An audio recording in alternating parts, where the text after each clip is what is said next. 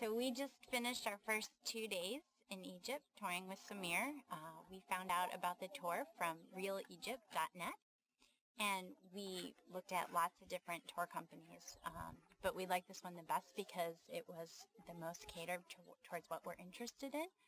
So one of the things that we both like to do outside, outdoors things, so we were really interested in the Egyptian history and all of the classic things like the pyramids and Luxor and taking a nice cruise on the Nile, but we also wanted to go out and see the desert, and when we mentioned that... We're both geologists. Yeah. So when we mentioned that to Samir, he actually told us that we could do a 2-day safari really easily right outside of Cairo, and we're just finishing that today in this lovely place, as you can see here. And so one of the really neat things we got to do was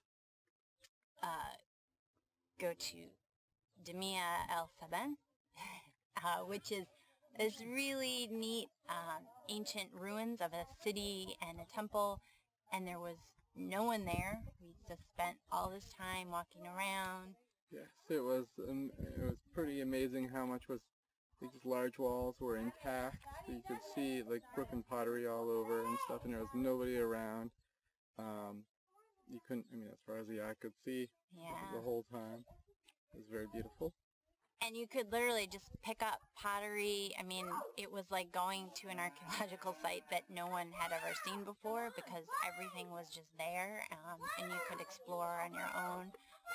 And plus it's great because Samir has so much knowledge of the history, so everything is in context and we're just learning. Yeah, and that's super important. Yeah. It makes the whole experience that much more enjoyable, having somebody knowledgeable on that with you, which we found. And we also soon there went off to a petrified forest, which was amazing. We're used to, from America we have a petrified forest, but it was like nothing like this. It was just like basically these whole trees, one after another, knocked down, and it was really cool. Yeah, all over trees everywhere, and you could just walk around anywhere. It just absolutely amazing. Again, and nobody else around. No one around. Yeah, really cool. Probably wouldn't have stumbled upon ourselves.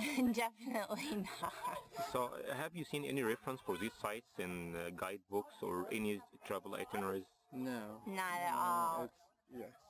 It came out of that itinerary that Samir prepared for us, especially after we told them what we were interested in, and gave him, filled out an information questionnaire about everything we wanted to do. On realegypt.net.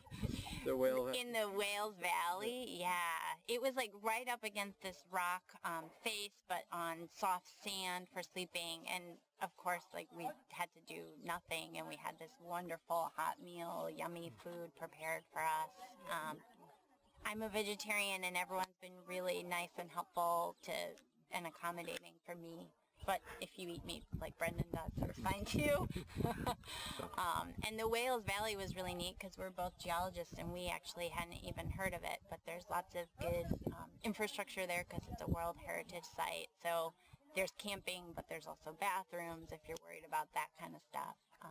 Yeah, it's developed, although there wasn't, it's barely anybody else there the whole time. No one around again, yeah. Yeah, it was pretty good. And there's a lot of signs to interpretive information there, sort of let you, if you... To know the natural But history. it was much more useful. There was a little bit, but it was much more useful having a guide with us, really. And we never would have gotten there on our own. We had to have someone take us there. And yeah, that is one of the things, is there's no paved road immediately to any of these sites, so right. You really need to know somebody who knows where they're going. Oh, just want to say that this is about 1 year after the revolution, and everyone is super friendly and nice, and we have felt very safe, and I think there's no issues for tourists. This is a wonderful, welcoming country. Yeah. Thanks.